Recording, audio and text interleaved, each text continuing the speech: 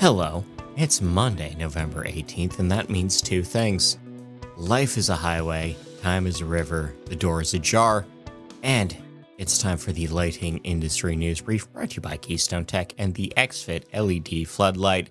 They're powerful, they're versatile, and they're just so darn handy. Like any XFit line product, this comes with 3 selectable power outputs, 3 CCT options, again, switches on the device.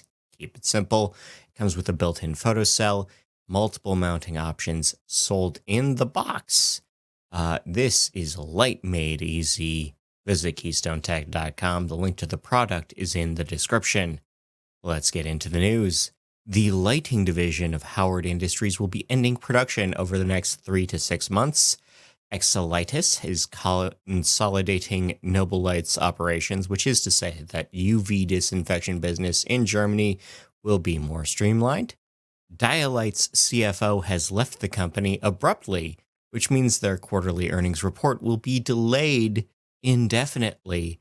This has happened to a couple of CFOs over there. We have a dim outlook for Energy Focus, with the most recent quarterly report highlighting recent losses and a lack of short-term opportunities. This may be the end, folks. We have new public reviews for IES standards, with 4 recommended practices for indoor lighting open for comment before they become fully recommended. Valesco has divested Principal Lighting Group, which is to say that Windchurch Capital has bought the ownership stake of the lighting company and is seeking a Fund 2 investment round to keep it running. LSI has announced a new dividend with a nickel a share available on the 29th. Lighthouse, a lending firm that has a name that makes it sound like they work in lighting, is extending $4 million in credit to an unnamed lighting manufacturer in South Carolina. At SolarMax, a Q3 report shows that revenues and profits are down by more than half. Ohio is pushing to end daylight saving time. That's great. Lucheco has a single executive buying 66,000 pounds sterling in stock. That's about 50,000 shares, somewhere inside the building, moving around. Get a Grip on Lighting talks to Dr. Shelley James about her new show that'll launch on Thursday. Follow it on Thursday. More promotion as we promote it.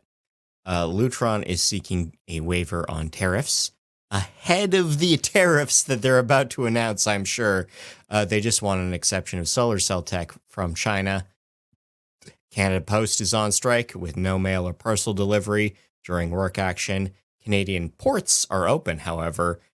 This is thanks to a labor minister breaking down the strike legislatively. At Siemens, Q4 shows revenues are up 3%. Do It Best has bought True Value. These are regional hardware stores. They're merged ahead of Chapter 11 issues. The IALD wants you to fill out a survey on compensation and workforce. Prime Source is expanding. The Wolf Home line will be now available in 5 states.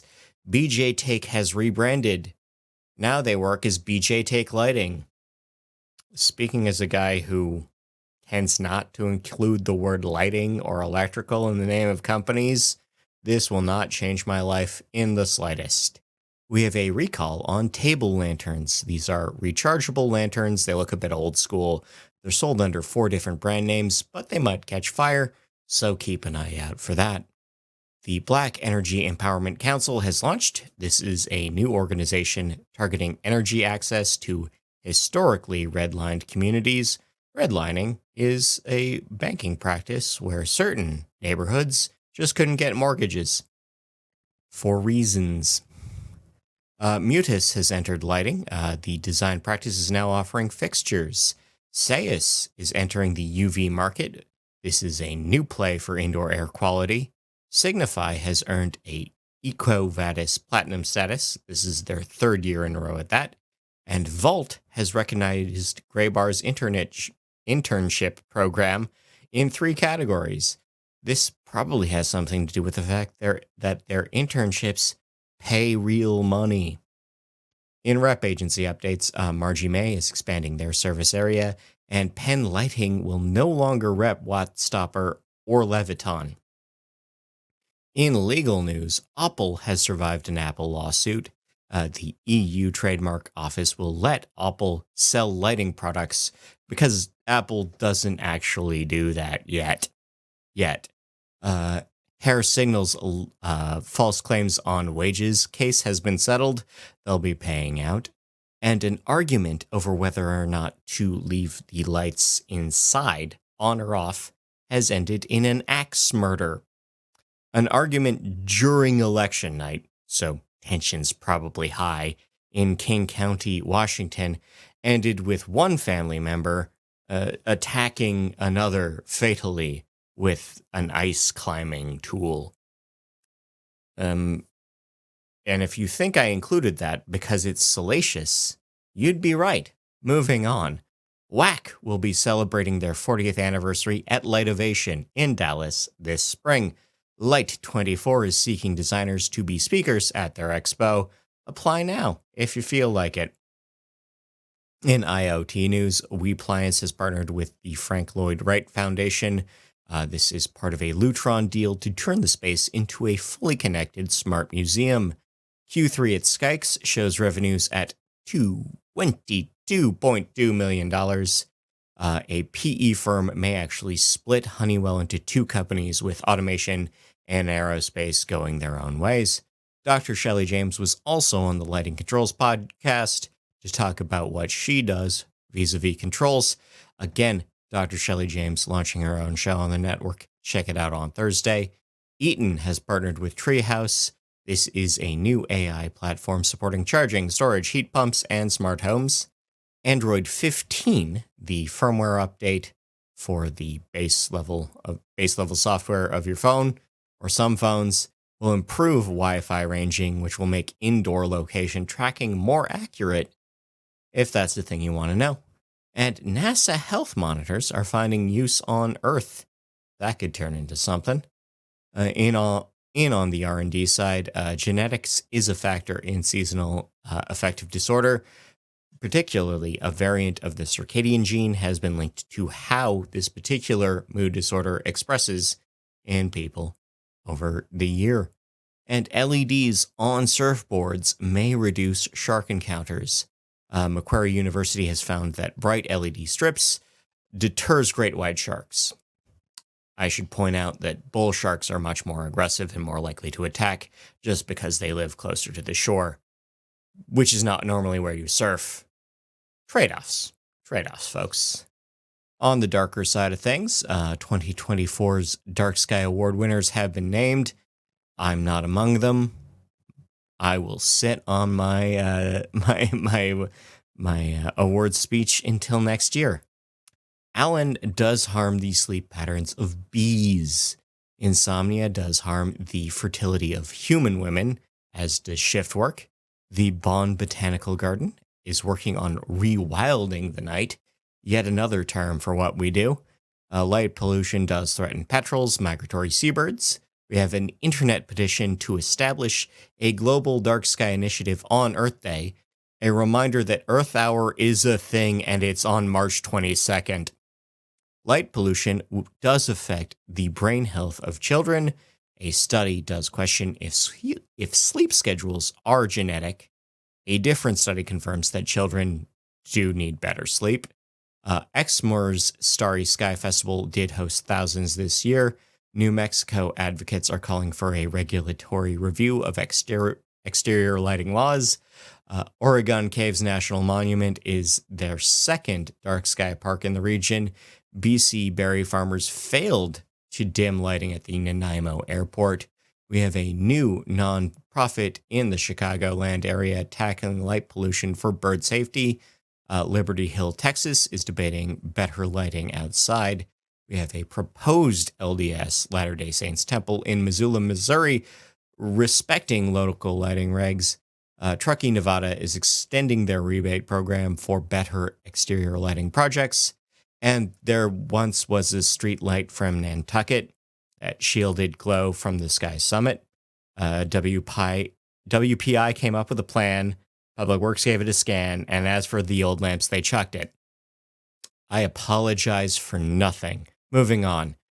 New cannabis facility has been approved on the Isle of Man. Signify and UBC have set new goals for pepper production indoors.